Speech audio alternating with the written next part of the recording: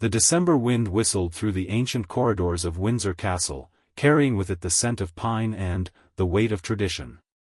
King Charles III stood at the tall windows of his private study, watching as the groundskeepers carefully positioned the enormous Christmas tree in the castle's courtyard. At 75, the monarch felt the burden of his years more keenly than ever, especially as this Christmas approached with an unusual heaviness in his heart. The diagnosis had come in February, delivered in the sterile confines of a Harley Street clinic with all the ceremony of a death sentence. Cancer. The word had hung in the air like a sword, sharp and unforgiving. Charles had faced many challenges in his long life, weathered storms that would have broken lesser men, but this felt different. This was not a battle he could win through diplomacy or perseverance. This was his own body turning against him, a rebellion from within that no amount of royal privilege could quell. As he touched the cool glass of the window, Charles reflected on how dramatically his world had shifted in the months since that fateful appointment.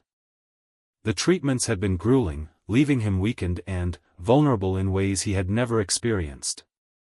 The proud man who had spent decades preparing to be king now found himself depending on others in ways that felt foreign and frightening. The irony was not lost on him that just as he had finally ascended to the throne he had waited his entire life to occupy, his ability to fulfill its demands was being challenged by forces beyond his control. The sound of footsteps in the corridor drew his attention away from his melancholy thoughts. He turned to see his eldest son, William, approaching with that measured stride that had become increasingly familiar over the past months. The Prince of Wales moved with a confidence that reminded Charles of himself in younger days, but there was something else there too, a gravity that spoke of responsibilities accepted rather than inherited. "Father," William said softly as he entered the study, his voice carrying the careful balance of respect and genuine concern that had characterized their interactions since the diagnosis. "I wanted to discuss the arrangements for Christmas Day." Charles nodded, gesturing toward the pair of leather chairs positioned near the fireplace. The room felt smaller somehow with both men in it, as if the weight of their conversation was already pressing down upon the space. As they settled into their seats, Charles studied his son's face, noting the subtle changes that had occurred over these challenging months. William's features had sharpened, his jaw set with determination, his eyes holding a depth of understanding that had not been there before.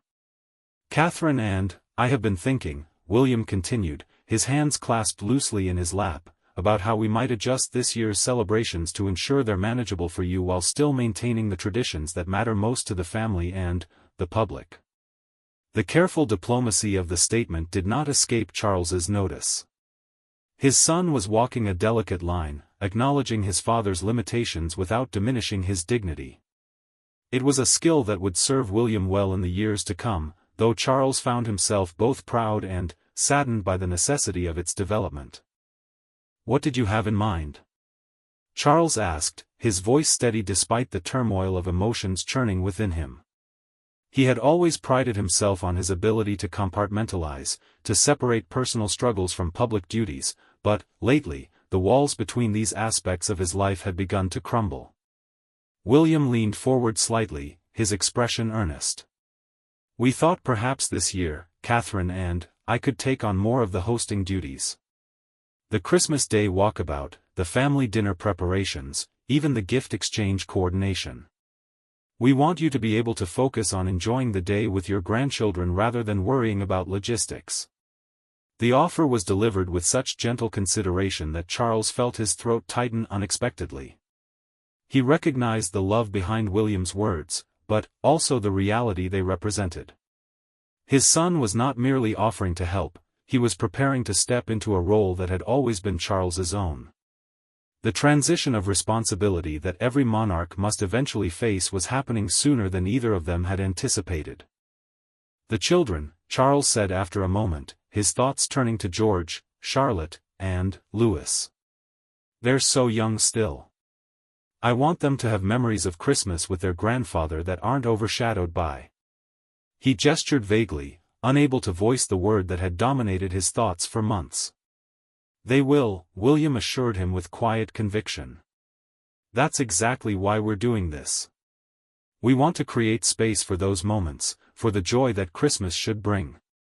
The children adore you, father. Nothing can change that. Charles felt a flutter of warmth at his son's words, but it was tempered by the knowledge of what remained unspoken between them. They were dancing around the larger question, the one that hung over every conversation like a specter: what would happen if his condition worsened? How would the monarchy adapt? How would the family cope? "There's something else we need to discuss," William said, as if reading his father's thoughts. "The Queen Consort and I have been talking about how to handle public appearances during the holiday season. We want to ensure that any strain on you is minimized while still maintaining the visibility that the public expects." Camilla. Charles's wife had been a pillar of strength throughout his treatment, her devotion unwavering even as she watched the man she loved battle an enemy neither of them could see or touch. She had taken on additional duties with grace and determination, but Charles knew the toll it was taking on her as well. The woman who had once been vilified by the press had proven herself to be exactly what he had always known her to be: loyal, resilient, and utterly committed to the institution they both served. "What does Camilla think about these arrangements?" Charles asked, genuinely curious about his wife's perspective on William and Catherine's increased involvement. "She's grateful, actually," William replied with a small smile. "She told Catherine that she's been worried about you overextending yourself, trying to maintain the same pace you kept before your diagnosis. She sees this as an opportunity for you to conserve your energy for the things that truly matter." The conversation continued for another hour, covering details both mundane and significant. They discussed which royal duties William would assume, how Catherine would coordinate with the household staff, and when they might need to make public announcements about the adjusted arrangements. Throughout it all, Charles found himself marveling at his son's maturity and thoughtfulness. The young man who had once struggled with the constraints of royal life had evolved into someone who understood not just the burden of duty, but its profound importance. As evening approached and the study grew darker, illuminated only by the flickering flames in the fireplace and the soft glow of table lamps, Charles felt a complex mixture of emotions settling over him. There was sadness, certainly, for the loss of capabilities he had taken for granted. There was fear about what the future might hold. But there was also something unexpected: relief. For decades, Charles had carried the weight of preparation, knowing that someday he would be called upon to serve as monarch. He had studied, trained, and waited, always aware that his time would come. Now, watching William navigate these difficult conversations with such skill and compassion, Charles realized that his son was experiencing his own version of that same preparation. The difference was that William's training ground was not theoretical but devastatingly real. "I'm proud of you," Charles said suddenly, the words emerging without conscious planning. "Not just for how you're handling this situation, but for the man you've become. Your mother would be proud too." The mention of Diana brought a momentary pause to their conversation. Even after all these years, her presence could still be felt in moments like these, her influence visible in William's compassion and his dedication to family. Charles had made his peace with the past, but he never forgot the role his first wife had played in shaping the man his son had become. "Thank you," William replied simply, but Charles could see the emotion in his eyes. "I learned from watching you, father. All those years of preparation, the way you've always put duty first, it wasn't lost on me, even when I resented it." As they rose from their chairs, Charles placed a hand on his son's shoulder, feeling the solid strength there. This young man would be ready when his time came, perhaps sooner than either of them had planned. The thought should have been terrifying, but, instead, Charles found it oddly comforting. The monarchy would continue, not because of tradition or protocol, but because it was being placed in capable hands. The next morning brought a flurry of activity as Catherine arrived at Windsor with the children in tow. The Princess of Wales moved through the castle with an easy familiarity, her presence bringing an immediate sense of warmth and energy to the ancient halls. She had always possessed a natural grace, but over the past months, Charles had watched her evolve into something more, a true partner to William and a bridge between the monarchy's formal traditions and its more human aspects. Grandpa. Louis's voice echoed through the entrance hall as the youngest member of the family broke away from his mother and ran toward Charles with the uninhibited joy that only children possess. The impact of the 5-year-old's enthusiastic embrace nearly knocked Charles off balance, but he steadied himself and wrapped his arms around his grandson, breathing in the scent of childhood, soap and excitement and infinite possibility. "My boy," Charles murmured, his voice thick with emotion. These moments, he realized, were what mattered most. Not the ceremonies or the obligations, but the simple joy of being a grandfather, of seeing himself reflected in these bright young faces that carried forward the best of their family's legacy. Charlotte and George followed more sedately, their older years bringing with them a better understanding of their grandfather's situation. At 8 and 10 respectively, they had been told about Charles's illness in age-appropriate terms, and their careful approach spoke to both their maturity and their concern. Charles knelt down to their level, ignoring the protest from his joints, and pulled them both into a gentle hug. "How are you feeling today, Grandpa?" Charlotte asked with the directness that had always characterized her personality. Her blue eyes, so reminiscent of her great-grandmother's, searched his face with an intensity that was both touching and slightly unnerving. "I'm feeling grateful," Charles answered honestly, "grateful to have you here with me." Catherine watched this exchange with visible emotion, her own eyes bright with unshed tears.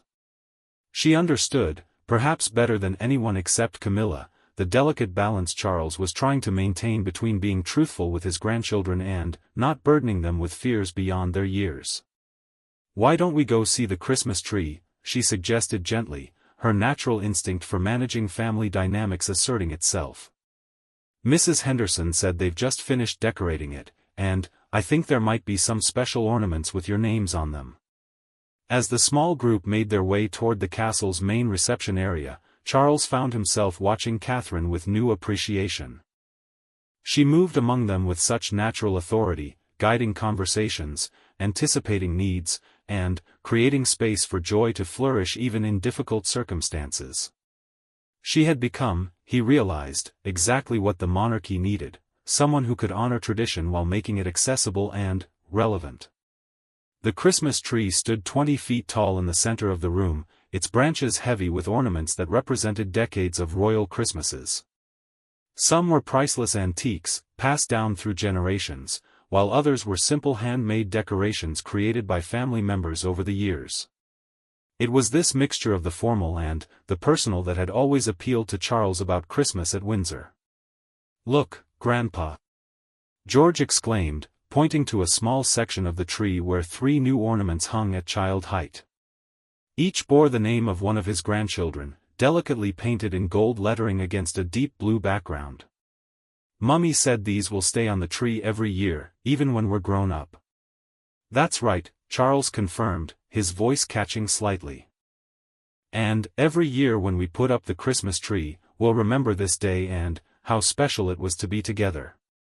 As the children explored the tree and the decorations scattered throughout the room, William and Catherine exchanged a look that spoke volumes about their shared understanding of what they were witnessing. This was not just a family gathering, it was a transition, a passing of torches that was happening gradually and gracefully despite the difficult circumstances that had necessitated it. Later that afternoon, as the winter sun cast long shadows through the castle's windows, Charles found himself in the blue drawing room with Catherine, sharing tea and quiet conversation while the children played in an adjoining room under William's supervision. These moments of calm had become precious to him, opportunities to process the rapidly changing dynamics of his family and his role within it. "I want to thank you," he said suddenly, setting down his teacup with deliberate care. "For everything you're doing, not just for William and the children, but for all of us. You've brought something to this family that we didn't even know we were missing." Catherine's cheeks colored slightly at the unexpected praise, but she met his gaze steadily. "This family welcomed me with open arms," she replied softly. "Everything I do is because I love William and I love our children, but it's also because I believe in what we're all working toward together. The monarchy isn't just about one person, it's about continuity and service and showing people that institutions can evolve while still maintaining their essential purpose. Her words revealed a depth of understanding that impressed Charles. This young woman had not been born into royal life, had not spent decades preparing for it as he had, yet she grasped its fundamental purpose with a clarity that was remarkable. She understood that their roles were not about personal glory or privilege, but about service to something larger than themselves. "William is fortunate to have you as his partner," Charles observed. "And so are we all. He's been incredible through all of this," Catherine said, her voice filled with admiration for her husband. "I know how difficult it's been for him to watch you struggle with this illness, but he's channeled all of that worry and fear into determination to support you and to be ready for whatever comes next." The honesty of her statement hung between them for a moment, acknowledging the reality that they all lived with but rarely spoke aloud. Charles's illness had changed everything, accelerating timelines and forcing decisions that might otherwise have been made gradually over many years. "I need you both to know," Charles said carefully, "that whatever happens, I have complete confidence in your ability to carry on. Not just the duties and the ceremonies, but the heart of what this institution represents. You understand that it's not about us as individuals, it's about something much larger." Catherine nodded, her expression serious but not sorrowful. "We're ready," she said simply. "Not because we want this responsibility to come sooner than planned, but because we know how important it is and we won't let you down." As evening approached and the family gathered for dinner in the intimate setting of the Oak Room rather than the formal state dining room, Charles looked around the table and felt a complex mixture of emotions. There was William, steady and thoughtful, asking the children about their school activities and making them laugh with gentle teasing. There was Catherine, gracefully managing the conversation flow while ensuring everyone felt included and heard. And there were his grandchildren, bright and curious and blissfully unaware of the weight of history that surrounded them. This was what he was fighting for, Charles realized. Not just his own health or longevity, but these moments of connection and joy that would become the foundation of his grandchildren's memories. They would grow up knowing that their grandfather had loved them, had made time for them even when he was facing his own mortality, and had done everything in his power to ensure that the institution they would inherit remained strong and relevant. As the meal continued and laughter filled the room, Charles allowed himself to imagine future Christmas gatherings.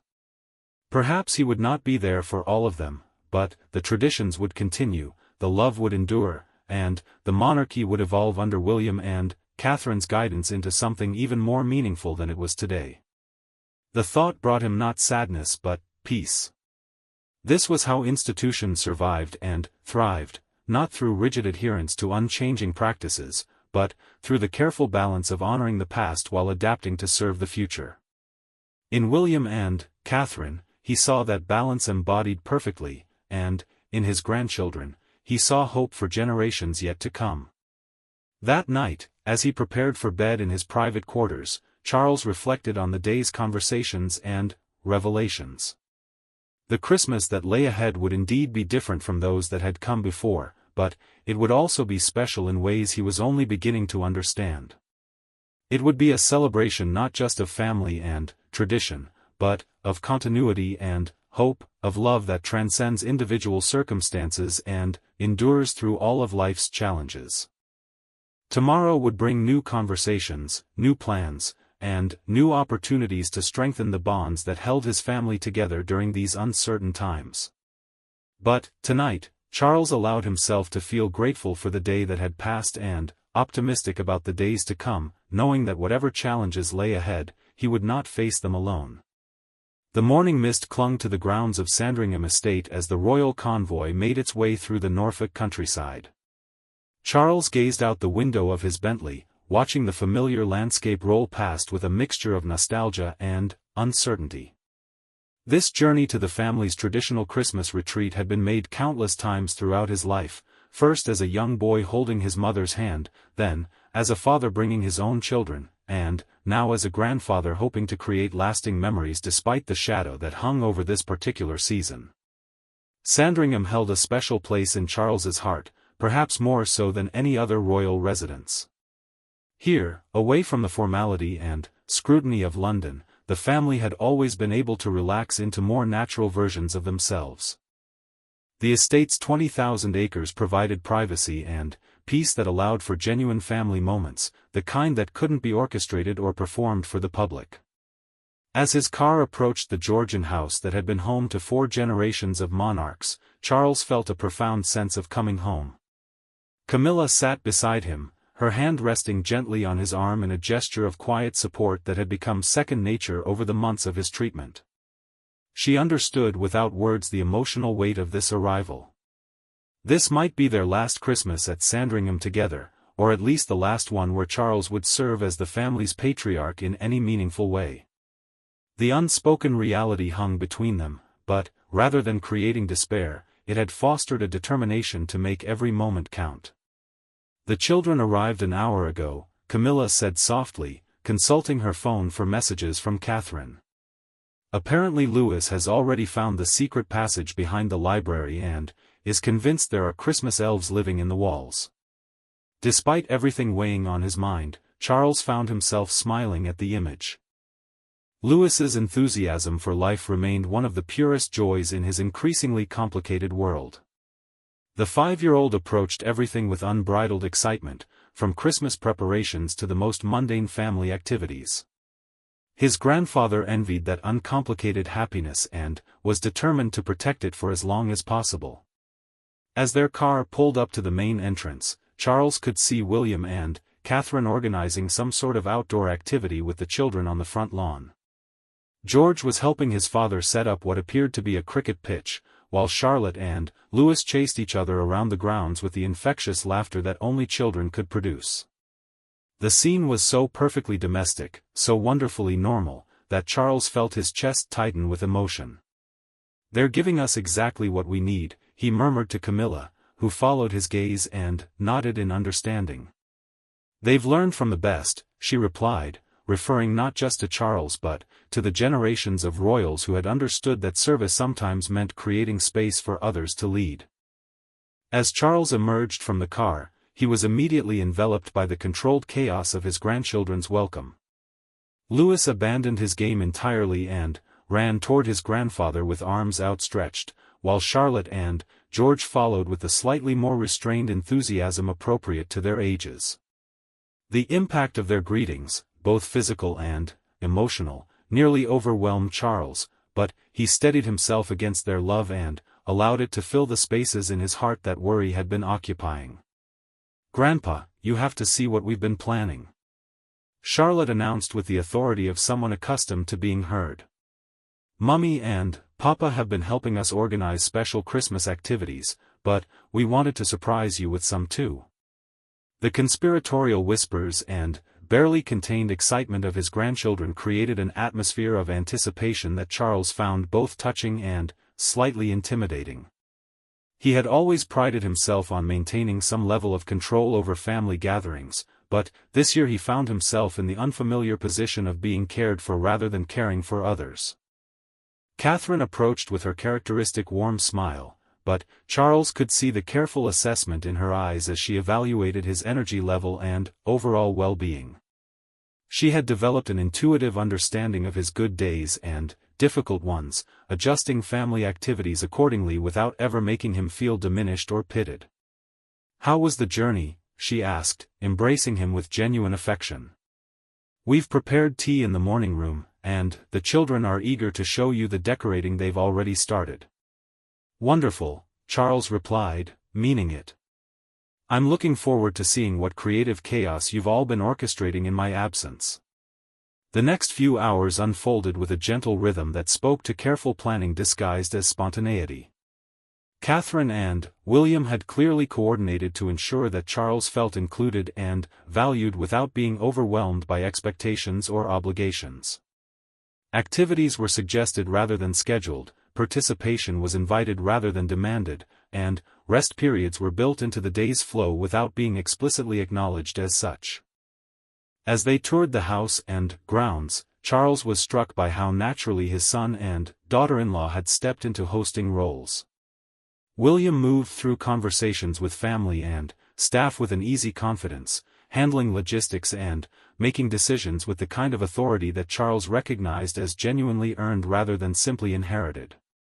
Catherine, meanwhile, seemed to be everywhere at once, facilitating connections between family members, ensuring everyone's needs were met, and maintaining an atmosphere of warmth and inclusion that made even the most formal spaces feel welcoming. "I've been thinking about Christmas Eve dinner," William said as they settled in the library later that afternoon, the children having been successfully distracted by a nature walk with their protection officers. "Rather than the usual formal arrangement, Catherine and I thought we might set up something more intimate in the smaller dining room. Fewer courses, more conversation, the kind of evening where we can all just enjoy being together." Charles appreciated both the thoughtfulness of the suggestion and the diplomatic way it had been presented. His son was acknowledging his father's reduced stamina while framing the accommodation as an enhancement rather than a limitation. It was exactly the kind of leadership that would serve William well in the years to come, and Charles felt a surge of pride at his son's emotional intelligence. "That sounds perfect," he agreed. "Though I hope you'll still include some of the traditional elements that the children expect. Christmas Eve at Sandringham has its own rhythm, and I'd hate for them to feel that everything has changed." "Of course," Catherine interjected from her position near the fireplace, where she was examining family photographs displayed on the mantel. "We've been working with the kitchen staff to incorporate all the dishes that have special meaning for the family. Mrs. Roberts has been particularly helpful in explaining the significance of various traditions."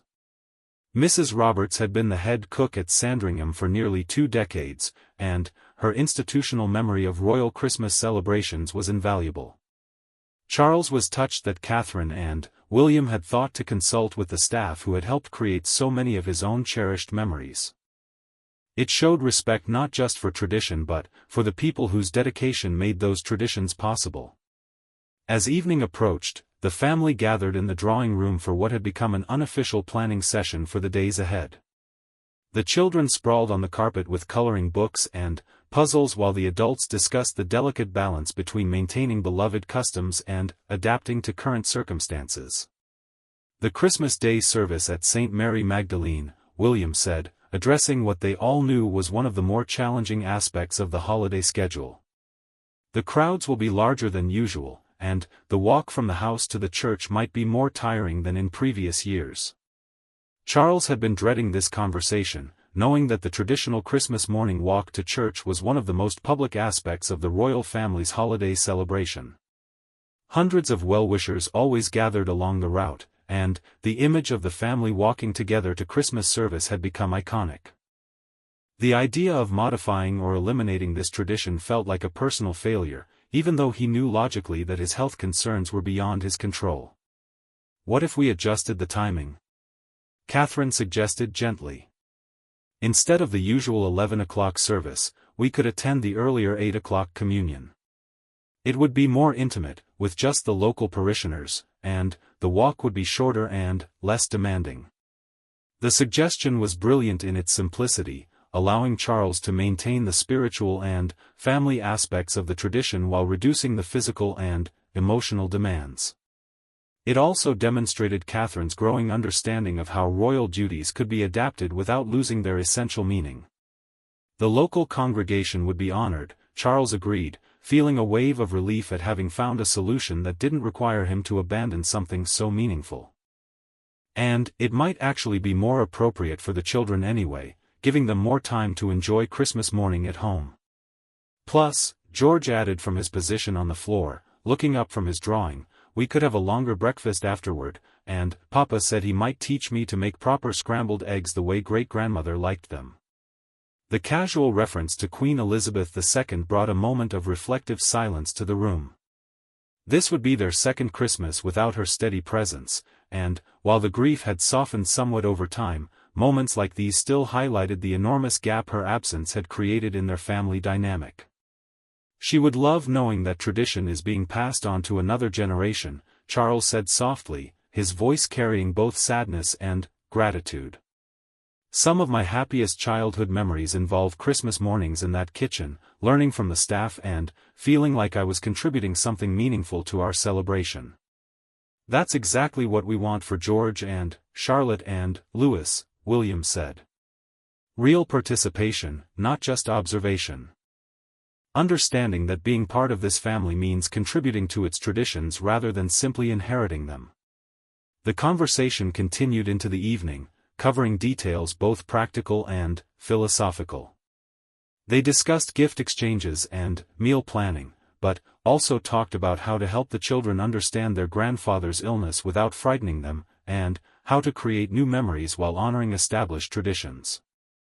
As the family prepared for bed, Charles found himself experiencing a complex mixture of emotions. There was sadness at his reduced capacity, certainly, and anxiety about what the future might hold. But there was also something unexpected, a profound sense of peace about the legacy he was leaving behind.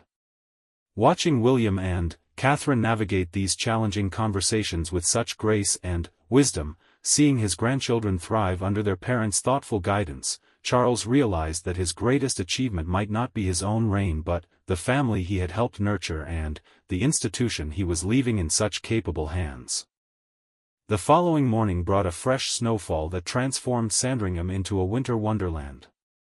Charles woke early, drawn to his bedroom window by the unusual silence that snow creates, muffling the familiar sounds of the estate coming to life. The ground stretched out before him in pristine white, unmarked except for the delicate tracks of rabbits and birds who had ventured out to investigate this transformed landscape. From his window, he could see the small figures of his grandchildren already outside, bundled in colorful winter coats and mittens, their excited voices carrying clearly in the crisp morning air. Catherine was with them, helping Louis build what appeared to be the foundation of a snowman while Charlotte and George engaged in a spirited snowball fight nearby. The scene was so perfectly idyllic that Charles found himself reaching for his phone to capture it, wanting to preserve this moment of uncomplicated joy. By the time he made his way downstairs, the kitchen had become a hub of activity that reminded him powerfully of his own childhood Christmas mornings. William stood at the stove, carefully tending a pan of what Charles assumed were the scrambled eggs he had promised to teach George to make. The boy stood on a sturdy stool beside his father, listening intently to instructions about heat control and timing that Charles recognized from his own early cooking lessons decades earlier. The secret, William was explaining with mock seriousness, is patience. Great-grandmother always said that rushing scrambled eggs was like rushing Christmas itself. You miss all the good parts if you try to hurry through to the end. Charles felt his throat tighten at hearing his mother's words repeated with such care and affection. These small moments of continuity, he realized, were what truly sustained families through generations. Not the grand gestures or formal ceremonies, but the quiet passing on of wisdom and tradition from one generation to the next. "Good morning, Grandpa." Louis called from his position at the kitchen table, where he was apparently engaged in decorating what looked like enough sugar cookies for a small army. "Look what I made for you." The cookie he held up was roughly circular and covered in enough green icing to qualify as abstract art, but the pride in his grandson's face was unmistakable. Charles accepted the offering with appropriate ceremony, taking a small bite and declaring it the finest Christmas cookie he had ever tasted. The resulting grin on Louis's face was worth any amount of sugar overload. Catherine moved through the kitchen with her characteristic efficiency, coordinating breakfast preparations while simultaneously managing 3 children and carrying on conversation with both Charles and William. She had adapted to the rhythms of Sandringham life with remarkable ease, understanding instinctively how to balance formality and relaxation in a way that made everyone comfortable. "I thought after breakfast we might take a walk through the estate," she suggested, pouring tea for Charles with exactly the right amount of milk, a detail he appreciated more than she probably realized. "The snow has made everything so beautiful, and the children are eager to show you the den they've discovered near the old oak tree." The walk that followed became one of those perfect family moments that Charles knew he would treasure regardless of what the future held. The children ran ahead, their excitement infectious as they pointed out landmarks and shared discoveries with their grandfather. Charlotte had apparently developed a detailed theory about which trees housed woodland creatures, while George provided running commentary on the estate's history with the kind of serious enthusiasm that reminded Charles of himself at that age. "This is where great-grandfather used to take his morning walks," George announced solemnly as they passed a particular grove of trees. "Papa told me that he walked the same path every day for 40 years, rain or shine." "That's right," Charles confirmed, touched that William had shared this detail about Prince Philip's routine. He believed that consistency in small things created stability for larger responsibilities. "Like how you always read to us from the same book of Christmas stories," Charlotte added with the logic that children applied to such matters. "It makes Christmas feel more Christmas-y when some things stay the same." The simple wisdom of his granddaughter's observation struck Charles profoundly. In all their careful planning and adaptation to his illness, they had been focusing on what needed to change.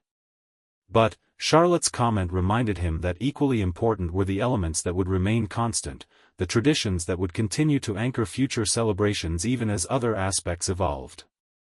As they returned to the house for lunch, Charles found himself walking more slowly, not from fatigue but from a desire to extend these precious moments. The afternoon would bring more planning discussions, phone calls with staff about Christmas Day logistics, and the inevitable reminders of the complicated reality they were all navigating. But, right now, in this perfect crystalline morning, he was simply a grandfather enjoying time with his family, and that was enough. The rest of the day unfolded with a gentle rhythm that had clearly been orchestrated by William and Catherine but felt wonderfully spontaneous. There were crafting activities in the conservatory, where the children worked on homemade gifts for family members while the adults shared quiet conversation. There was afternoon tea in the library, complete with Charles's favorite Christmas cake and stories about holidays past that delighted his grandchildren and created new connections between generations. As evening approached, the family gathered in the main drawing room for what had become their tradition of Christmas Eve preparations. The children were allowed to open one small gift each, new pajamas, as was customary, and, then, participated in hanging stockings and leaving treats for Father Christmas and his reindeer. "Do you think Father Christmas knows about your special treatment?" Charlotte asked her grandfather with the directness that characterized all her interactions. "Will he understand why you might be sleeping more this Christmas?" The question caught Charles off guard, but, before he could formulate a response, Catherine gently interjected. "I think Father Christmas understands that sometimes people need extra rest to get better, just like how you need extra sleep when you have a cold. Love doesn't change just because someone isn't feeling perfectly well." "That's right," Charles added, finding his voice and grateful for Catherine's instinctive wisdom. "And the most important thing about Christmas isn't how many activities we do or how late we stay awake. It's about being together and taking care of each other." As the children were finally shepherded upstairs for baths and bedtime stories, Charles reflected on the day's conversations and revelations. Tomorrow would bring Christmas Day itself, with all its traditions and expectations, but he felt more prepared now to embrace whatever form the celebration took. Standing at the window of his study, looking out at the snow-covered grounds illuminated by moonlight, Charles allowed himself to imagine future Christmases at Sandringham. William and Catherine would continue these traditions with their children, creating new memories while honoring the past. The house would continue to fill with laughter and love, even if his own presence became a cherished memory rather than a daily reality. The thought brought him not sadness but a profound sense of completion. He had done his best to prepare his son for leadership, to create a strong foundation for his grandchildren, and to ensure that the institution they all served would continue to evolve and thrive. Tomorrow's Christmas celebration would be different from those of the past, but it would also be exactly what his family needed, a demonstration that love adapts, traditions endure, and the most important gifts cannot be wrapped or placed under any tree. Christmas morning dawned crisp and clear at Sandringham, the snow from the previous day creating a pristine backdrop that seemed designed specifically for the celebration ahead. Charles woke before sunrise, a habit formed over decades of early morning obligations, but this time he remained in bed for a few extra minutes, listening to the profound silence that only comes with fresh snowfall and the anticipation of a significant day. Through the walls of the old house, he could hear the first stirrings of activity as his grandchildren began to wake up and discover what Father Christmas had brought during the night.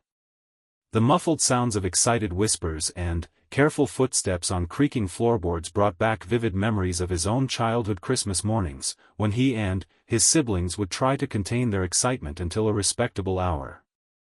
By the time Charles made his way downstairs, the scene in the main drawing room had transformed into controlled chaos that spoke to both childish enthusiasm and parental management.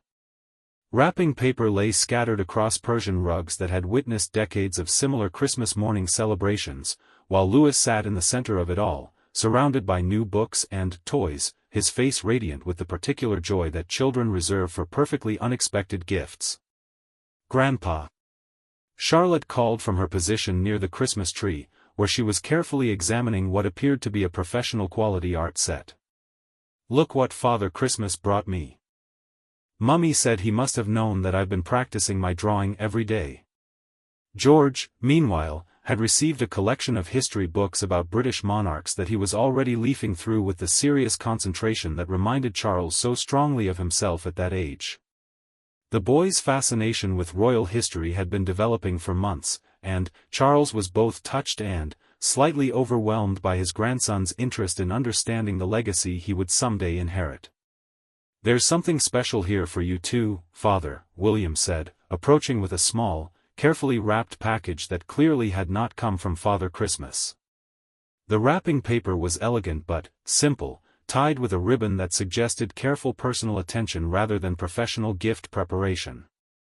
Charles accepted the gift with curiosity, noting the way his entire family had suddenly become very still, watching his reaction with an intensity that suggested this was not an ordinary Christmas present. As he carefully removed the wrapping, he revealed a leather-bound photo album, its cover embossed with the simple words, "Christmas Memories," in gold lettering. Opening the album, Charles felt his breath catch in his throat. The first page contained a photograph from his earliest Christmas memory, himself as a young boy with his parents and sister, standing beside the Christmas tree at Buckingham Palace sometime in the early 1950s. But, as he turned the pages, the album revealed itself to be something far more comprehensive and meaningful than simple nostalgia. Every significant Christmas from his life was represented, family gatherings from his childhood, his first Christmas as a married man, Diana holding infant William beside their first Christmas tree as a family, William and Harry opening presents with the unguarded joy that had characterized their early years, his wedding to Camilla, and, finally, recent photographs of him with his grandchildren that had been taken during previous holiday celebrations. "Catherine organized it," William said softly, his voice carrying the emotion that the entire room was feeling. "She spent months gathering photographs from family albums, royal archives, even some that friends and staff had taken over the years. We wanted you to see how much joy you've brought to all of our Christmases, and how many wonderful memories we've all created together." Charles found himself unable to speak for a moment, overwhelmed by the thoughtfulness of the gift and the love it represented. Catherine stepped forward, her own eyes bright with emotion. "I wanted the children to understand that Christmas isn't just about this year or next year," she said gently. "It's about all the years that have come before and all the ones that will come after.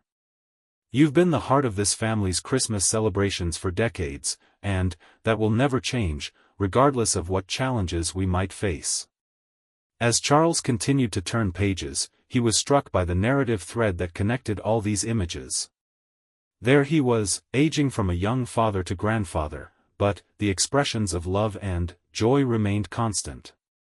The faces around him changed as family members were born, grew up, and formed families of their own, but the essential warmth and connection that defined their Christmas celebrations endured through every transition.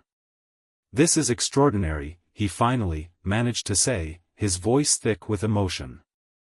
"Thank you all. This is perfect." The gift exchange that followed was subdued compared to the usual Christmas morning excitement, but it carried a deeper significance that everyone in the room seemed to understand. This was not just about presents or traditions, it was about creating a moment of connection that would sustain them all through whatever challenges lay ahead.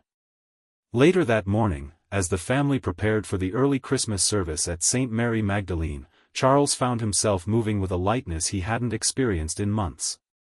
The decision to attend the smaller, more intimate service had proven to be exactly right, eliminating the stress of crowds and cameras while preserving the spiritual significance of the tradition. The walk to the church through the snowy estate grounds was magical in its simplicity. The children walked ahead with William and Catherine, their excited chatter creating a soundtrack of joy that seemed to make the ancient trees and pathways come alive with celebration. Charles and Camilla followed at a more measured pace, enjoying the crisp air and the sense of anticipation that always accompanied Christmas morning. St. Mary Magdalene Church, with its Norman architecture and intimate scale, provided exactly the sense of spiritual refuge that Charles had hoped for. The small congregation of local parishioners welcomed the royal family with the kind of genuine warmth that spoke to years of shared worship and mutual respect. This was not performance or obligation, this was community in its truest form. The service itself was traditional in all the ways that mattered most to Charles.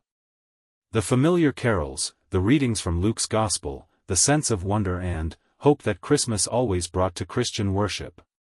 But what made this particular service special was the presence of his grandchildren, sitting beside him in the front pew, following along in their prayer books and singing the carols with enthusiasm that made several parishioners smile with delight. During the final hymn, "O Come, All Ye Faithful," Charles felt a profound sense of peace settle over him. Looking around at his family, William's strong voice carrying the melody, Catherine singing softly while keeping a watchful eye on the children, his grandchildren adding their pure, unself-conscious voices to the ancient words of celebration, he realized that this was what Christmas had always been about for him. Not the ceremonies or the obligations, but the simple act of gathering together in gratitude and hope. The walk back to Sandringham House was filled with the kind of comfortable conversation that comes after shared spiritual experience. The children peppered their grandfather with questions about the church, its history, and the traditions they had just participated in, while the adults enjoyed the crisp air and the sense of accomplishment that comes from honoring important customs while adapting them to current needs. "That was perfect," Camilla said quietly as they approached the house, her hand finding Charles's arm in a gesture of support and love. "Exactly what we all needed." Christmas dinner preparations had been carefully orchestrated by Catherine working closely with the Sandringham kitchen staff, resulting in a menu that honored tradition while acknowledging the smaller, more intimate scale of this year's celebration. The dining room had been set with the family's finest china and crystal, but the atmosphere was relaxed and welcoming rather than formal. As they gathered around the table, Charles looked at the faces of his family and felt a surge of gratitude that momentarily overwhelmed him. Here were the people who had stood by him through his illness, who had adapted their own plans and expectations to ensure his comfort, and who had somehow managed to create a Christmas celebration that felt both familiar and special. "Before we begin," William said, rising from his seat with a gravity that suggested he had something important to say, "I'd like to propose a toast." He raised his glass of wine, waiting for the others to do the same. Even the children held up their cups of apple cider, understanding that this was a moment that required their participation. "To my father," William continued, his voice steady but emotional, "who taught us all that leadership isn't about power or privilege, but about service and sacrifice. Who has shown us that dignity comes not from avoiding difficulties, but from facing them with grace and courage. And who has given us the greatest gift any family can have, the knowledge that love doesn't diminish in hard times, it grows stronger." To Grandpa, George added solemnly, lifting his cup higher with the earnestness that characterized all his gestures. To Grandpa, Charlotte and Louis echoed, their young voices carrying a weight of feeling that brought tears to several adult eyes around the table. Charles felt his composure threaten to desert him entirely, but he managed to raise his own glass and meet the eyes of each family member in turn. "To all of you," he said simply, "for showing me that the best Christmas gift is simply being surrounded by people you love." The dinner that followed was a masterpiece of comfort and tradition. The turkey was perfectly prepared, the Yorkshire puddings light and golden, and the Christmas pudding arrived with appropriate ceremony and the traditional brandy flames that delighted the children. But the real nourishment came from the conversation that flowed around the table, stories shared between generations, memories revisited, and dreams for the future discussed with the kind of openness that only comes during the most special occasions. As the afternoon wore on and the winter light began to fade outside the dining room windows, the family moved to the drawing room for coffee and the final gift exchange of the day. This had always been Charles's favorite part of Christmas, the quiet time after the formal celebrations were complete, when everyone could simply relax and enjoy each other's company. Louis, who had been remarkably well behaved throughout the day's formal activities, finally succumbed to the combination of excitement and rich food, curling up against his grandfather's side for an impromptu nap. The weight of his sleeping grandson, the sound of quiet conversation continuing around them, and the warm glow of the Christmas tree lights created a moment of perfect contentment for Charles. "He'll remember this," Catherine said softly, nodding toward the sleeping child. Maybe not the specific details, but the feeling of being loved and safe and part of something bigger than himself. "That's what Christmas has always been about in this family," Charles replied quietly, his hand gently stroking Louis's hair. "Creating moments that become the foundation for a lifetime of good memories." As evening approached, William suggested they all venture outside to see the estate grounds by moonlight. The snow had continued to fall intermittently throughout the day, creating a landscape that looked like something from a Christmas card.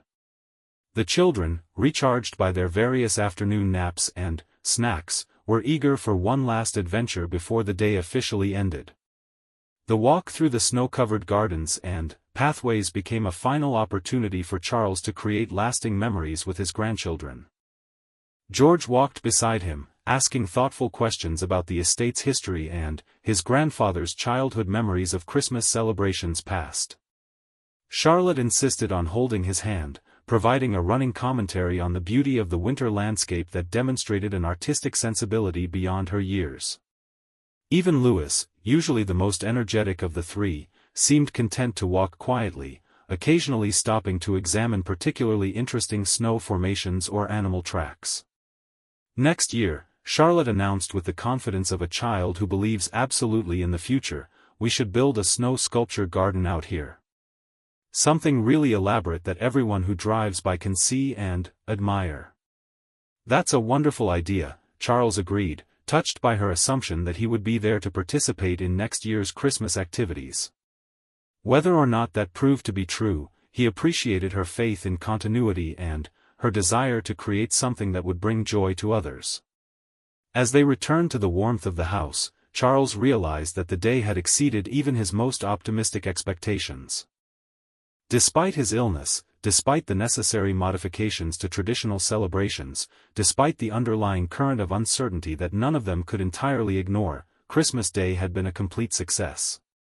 His family had managed to honor the past while embracing the present, creating new memories while preserving beloved traditions. That evening, as the family gathered one last time in the drawing room for hot chocolate and Christmas cake, Charles felt a profound sense of completion. The day had been everything he had hoped for and more, a celebration that acknowledged current realities while affirming the enduring strength of family bonds. "I have something I want to say to all of you," he announced as they settled around the fireplace with their evening treats. The children, tired but still slightly wired from the day's excitement, curled up in various comfortable positions while the adults gave him their full attention. "This Christmas has been different from any we've celebrated before," he began, "but it has also been one of the most meaningful.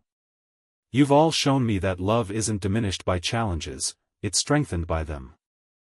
You've proven that traditions don't have to be rigid to remain powerful, they just have to be shared with people who understand their importance."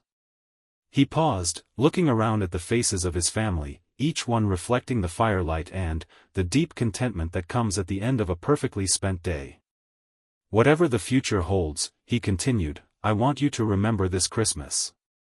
Not because it might be our last one together in this configuration, but because it represents the very best of what our family can be. We've faced uncertainty with grace, adapted to change while honoring tradition, and created joy in the midst of difficulty." William reached over to place a hand on his father's shoulder, a gesture that conveyed understanding and shared emotion without need for words. Catherine's eyes were bright with unshed tears, while the children listened with the kind of serious attention they usually reserved for the most important family announcements. "I love you all," Charles concluded simply, "and I'm proud of the family we've built together. That's the gift I'll carry with me always, regardless of what comes next." As the evening wound down and the family began to prepare for bed, Charles took one final walk through the rooms where they had spent this special day. The drawing room, still scattered with the remnants of gift wrapping and board games. The dining room, where the table remained set with the dishes that had served their Christmas feast. The entrance hall, where stockings hung empty now but would be carefully preserved as mementos of this particular celebration. Each room held memories of the day just ended, but also connections to decades of previous Christmas celebrations that had taken place within these same walls. Standing in the quiet house, surrounded by the accumulated history of his family's holiday traditions, Charles felt a deep sense of gratitude for the continuity that would outlast any individual's presence. Tomorrow would bring new challenges, new conversations about the future, and new adaptations to his evolving condition. But, tonight, Christmas night, he was simply a grandfather who had been given the perfect gift, a day spent surrounded by love, creating memories that would sustain his family long after the decorations were put away and the holiday season became a cherished memory. As he finally made his way upstairs to bed, Charles carried with him the sounds of his family settling in for the night, Catherine reading bedtime stories to the children, William checking locks and turning off lights, Camilla organizing the gifts they would pack to take back to Windsor. These ordinary domestic sounds had never seemed more precious or more significant than they did on this Christmas night, when love had proven once again to be the greatest gift of all. The days following Christmas passed in a gentle rhythm that spoke to the deep contentment that had settled over the royal family at Sandringham. Charles found himself experiencing a curious sense of temporal displacement, as if the intensity of Christmas Day had created a pocket of time that existed separately from the urgent realities of his illness and the demanding schedule of royal duties that awaited them back in London. On Boxing Day morning, he woke to find the estate grounds transformed yet again by overnight snowfall. From his bedroom window, he could see William and the children already outside, engaged in what appeared to be the construction of an ambitious snow fort. Catherine stood nearby with steaming mugs of hot chocolate, serving as both supervisor and cheerleader for the architectural project taking shape on the front lawn. The scene filled Charles with a complex mixture of joy and melancholy. His grandchildren were creating the kinds of memories that would sustain them throughout their lives, just as his own childhood winter adventures at Sandringham had provided him with a reservoir of happiness to draw upon during more difficult times. Yet he was acutely aware that his own participation in these activities was becoming more limited, that he was increasingly an observer rather than a participant in the physical adventures that had once defined his relationship with the estate. "They're building it for you," Camilla said softly from behind him, having approached so quietly that he hadn't heard her enter the room. "Catherine told me they spent 20 minutes this morning discussing the best angle to position the fort so you could see it clearly from your window." The thoughtfulness of this small gesture moved Charles more than he could easily express. His family had become masters at including him while respecting his limitations, creating ways for him to feel connected to their activities even when direct participation wasn't possible. It was a skill born of love and necessity, and it spoke to the deep bonds that had been strengthened rather than weakened by the challenges of the past year. By the time Charles made his way downstairs, the kitchen had once again become the heart of family activity. George stood at the counter beside his father, learning to prepare traditional Boxing Day sandwiches with the leftover Christmas turkey.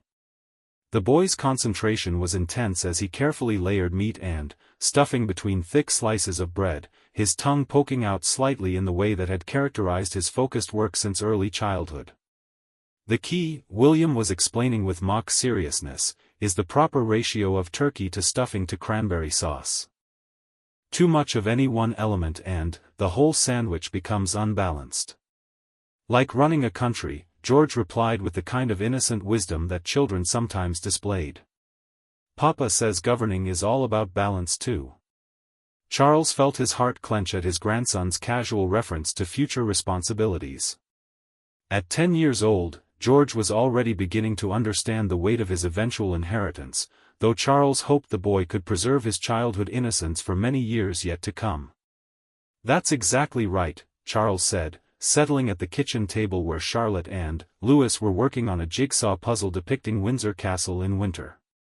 "Balance in all things, whether you're making sandwiches or making decisions that affect millions of people."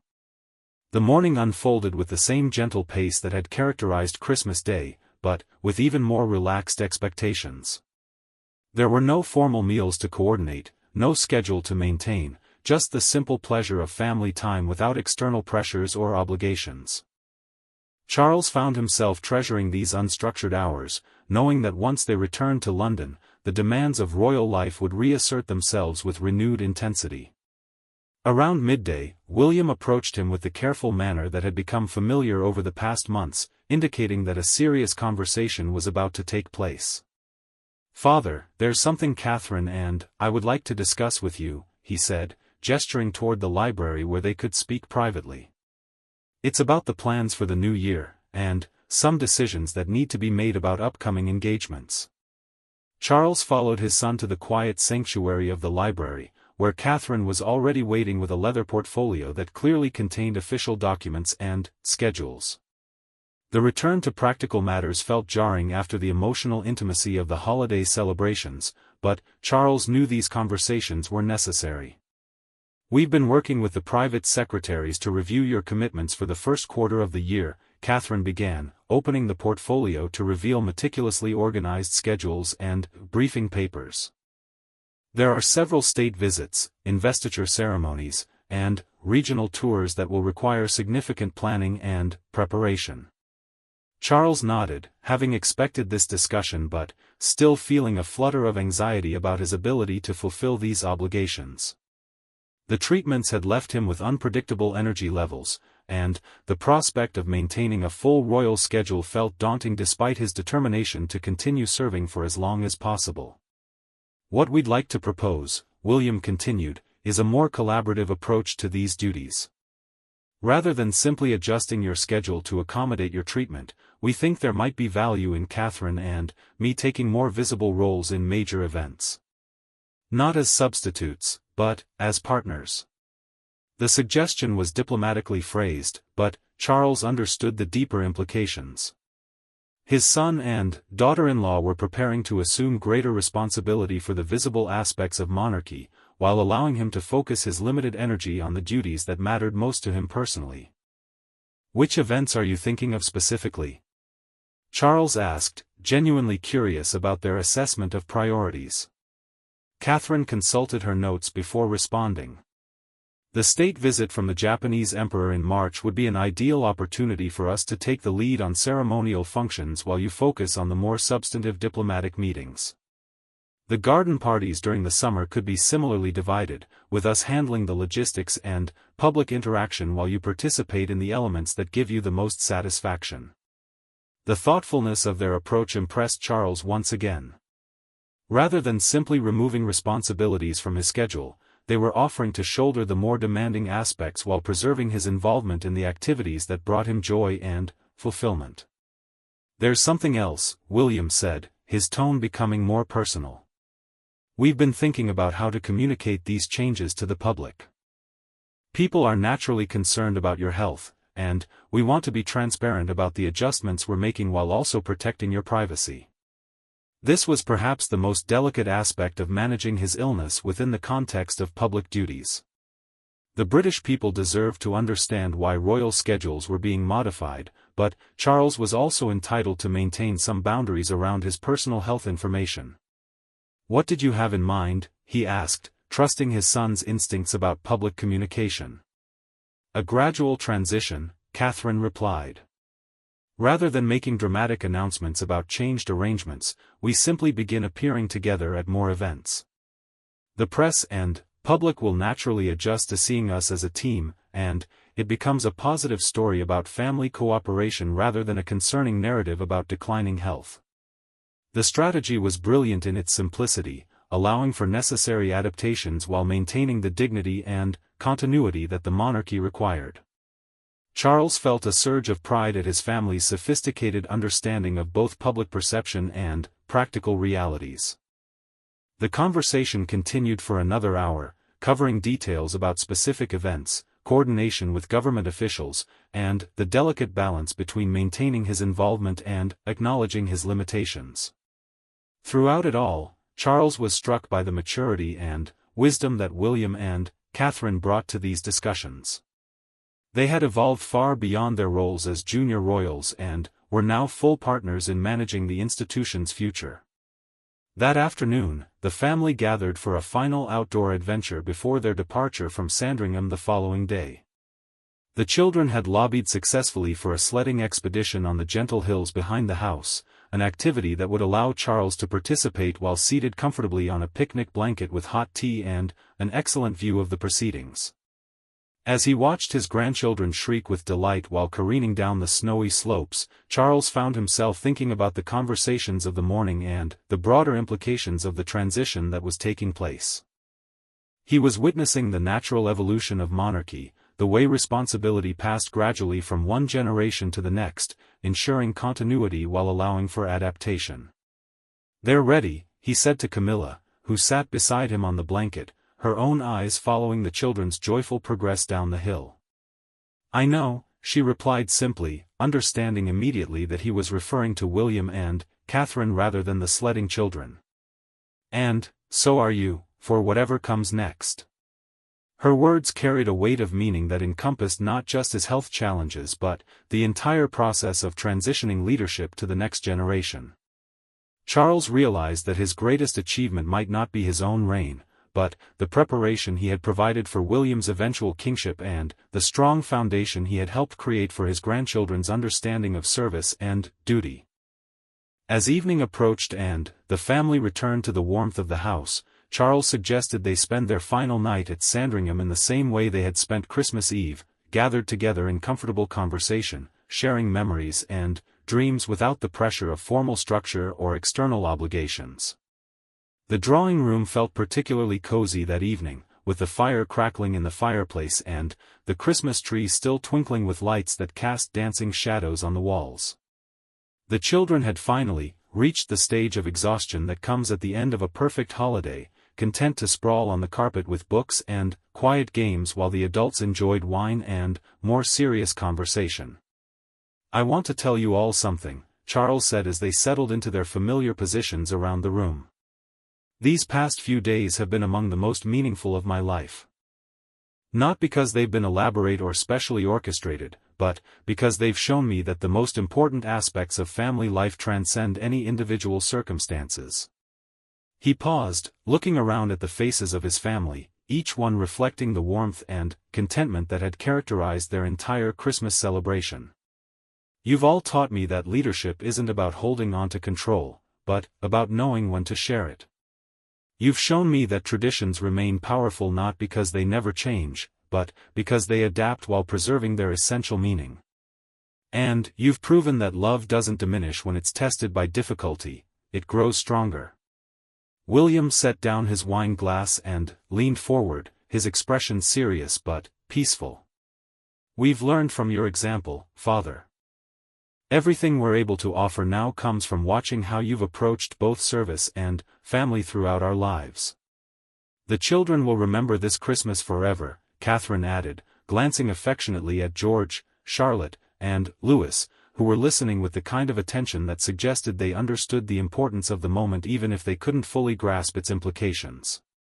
"Not just the fun we've had, but the love they've felt and the security of knowing that families take care of each other no matter what challenges arise."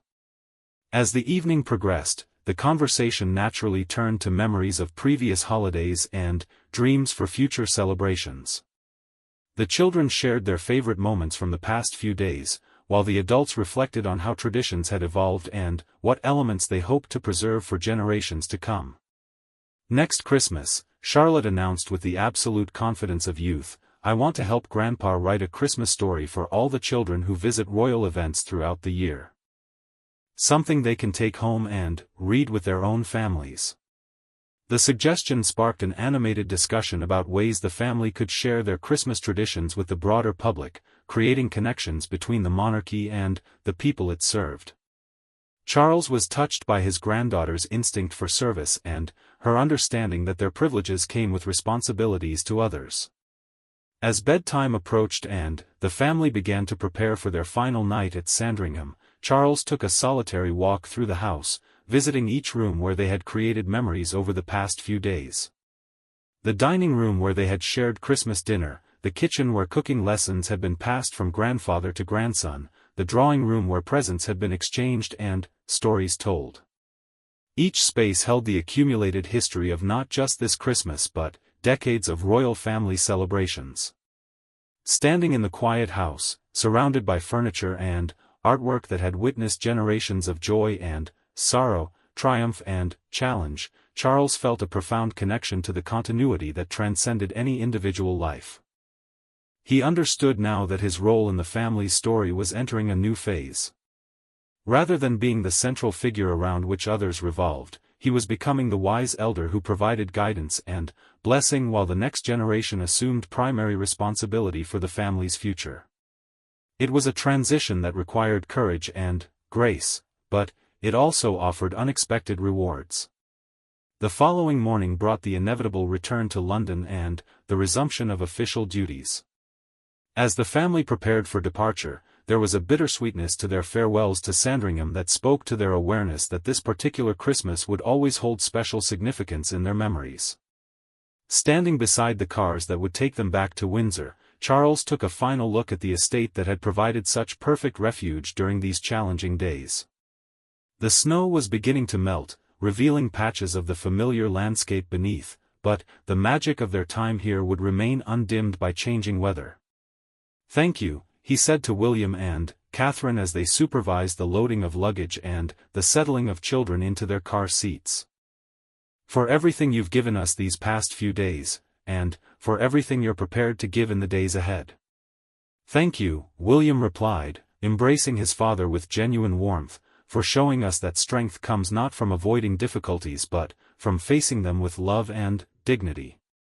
As their convoy pulled away from Sandringham, Charles settled back in his seat and closed his eyes, carrying with him the sounds and images of a Christmas that had exceeded all his hopes. The challenges of his illness remained, the uncertainties of the future had not been resolved, and the demanding schedule of royal duties awaited their return to London. But he also carried something new, the absolute certainty that his family was ready for whatever lay ahead. William and Catherine had proven themselves capable of providing leadership that was both strong and compassionate, while his grandchildren were developing the values and understanding that would sustain the monarchy for generations to come.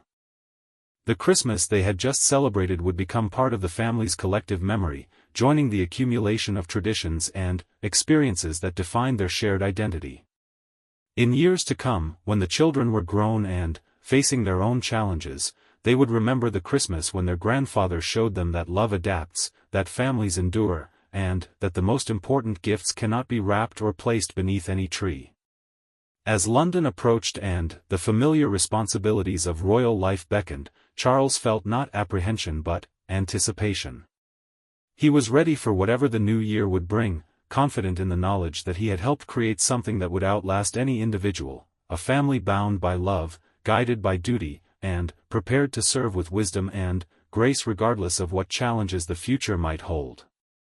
The Christmas of adjustment and transition was ending, but its lessons and love would continue to illuminate their path forward, proving that sometimes the most meaningful celebrations are born not from perfect circumstances but from the determination to find joy and meaning in whatever situation life provides.